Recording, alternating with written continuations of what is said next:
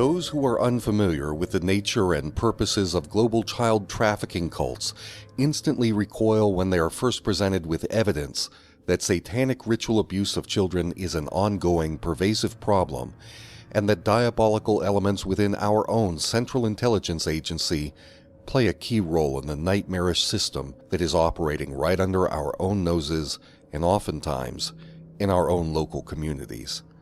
I had heard rumors of these operations in the past, but I confess that I too was counted among the unbelievers. The stories sounded too bizarre, too fantastic to believe. But in early 2016, I came face to face with irrefutable evidence that satanic ritual abuse and child trafficking are inseparably connected. I now know with confident certainty that these things are true. I will share some of my findings with you in this episode. Let's begin by going back in time. If I were to ask you which is the most unlucky day of the year, you would likely respond by saying Friday the 13th. A successful horror franchise was built around the concept of terrible events taking place on this day, but do you know the real story upon which the tradition is based? Centuries ago, in the year 1119, a French knight named Hugh de Payenne approached Baldwin II, king and patriarch of Jerusalem, to propose the creation of a military order to protect European Christians traveling on pilgrimages to sacred sites in the Holy Land. The result was the establishment of an organization called the Poor Fellow Soldiers of Christ and of the Temple of Solomon, more commonly known as the Order of the Knights Templar. The Knights Templar were most active from about 1129 to 1312. The order quickly grew to become extremely wealthy and politically powerful through the creation of an early banking system. The Knights Templar were not only among the most skilled fighting units during the Crusades, but their non-combatant members coordinated an extensive economic infrastructure throughout the entire Catholic Empire. After the Crusades were lost due to the rapid expansion of Islam, the power of the Templars began to decline. King Philippe IV of France found himself deep in debt to the Templars who had helped to finance his war with the English. Philippe struck back at the Templars by arresting several members of the order in France. They were tortured until they began to make confessions. What was learned from those confessions was shocking. The Knights Templar Order was operating a secret society with initiation ceremonies that required initiates to spit on the cross, to deny the divinity of Jesus Christ, and to engage in compulsory homosexual sex magic as part of the ceremonies. These same activities are common in certain secret societies of our day. But perhaps most shocking was that the Templars confessed to worshipping a goat-headed god called Baphomet in the ceremonies, again a practice common today among the Illuminati and occult secret societies. In response to these confessions and at the urging of King Philippe, Pope Clement V disbanded the Knights Templar. In September, the king sent secret orders around the country to prepare his forces for a mass arrest of all the Templars living in France. A month later, at dawn, the soldiers of King Philippe carried out the operation.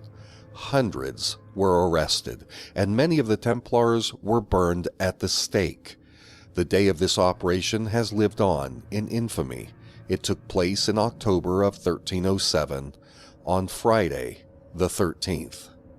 It is not an exaggeration, therefore, to note that our tradition of remembering Friday the 13th originated from a purge against an ancient secret society that engaged in occult worship and deviant sex magic rituals, a powerful cabal that controlled nations and monarchies through the practice of debt-based banking, along with operating a vast war machine. Those who are familiar with the activities of the Illuminati and the role of today's international banking cartel, a cartel that manipulates governments through war and debt, will find the similarities between ancient and modern secret societies to be quite striking. Indeed, the ancient words of King Solomon ring true today.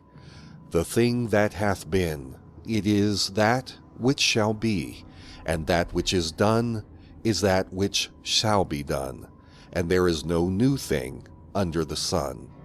Keeping the story of this ancient secret society in mind, along with its occult rituals and sex magic practices, we can more easily recognize the modern-day practices of today's Illuminati rituals. In early 2016, I was investigating an international pedophile network with members operating on both sides of the Pacific. During my investigation, I focused in on two men in particular. One, a man named John Astor from Australia, and the other, a man named Eduardo Vallejo from Hollywood, California. I'll discuss their stories in more detail in future episodes, but what struck me early on in my investigation were the links between these men and certain secret societies. As I dug deeper, I began to make connections with both victims and former associates of these men. And then the information began to flow quickly. What I learned was that members of this pedophile network belonged to a secret society known as Ordo Templi Orientis, or the Order of the Oriental Templars. I can now reveal publicly that Ordo Templi Orientis is not only the primary secret society through which the modern Illuminati conducts satanic rituals involving child sex slaves, but it is a secret order that conducts rituals that are based off of the same rituals conducted by their ancient counterpart, the Order of the Knights Templar. Both secret societies pointedly deny the divinity of Christ, both engage in worship of Baphomet, and both participate in bizarre sex magic rituals including compulsory sodomy, pedophilia, and even human sacrifice. Many of the rituals used by Ordo Templi Orientis were reorganized by an extremely high-ranking Freemason who had access to the ancient Templar ritual systems. The man's name was Aleister Crowley, the most well-known and infamous Satanist in history. During my investigation, a former member of Ordo Templi Orientis gave me a copy of the actual ritual book used during the Order's sex magic ceremonies. I have studied that ritual book from cover to cover. The ceremonies are horrifying. What is done to children during the highest of these rituals is almost unspeakable. Knowing what these children are subjected to makes the goal of stopping child sex trafficking even more urgent and even more important. In our next episode, I will share more information on the work of Aleister Crowley within Ordo Templi Orientis and establish connections between this evil order and the child trafficking operations surrounding Pizzagate. I'll also read excerpts from the Order's Book of Rituals to demonstrate just how real and depraved these child-abusing Satanists truly are.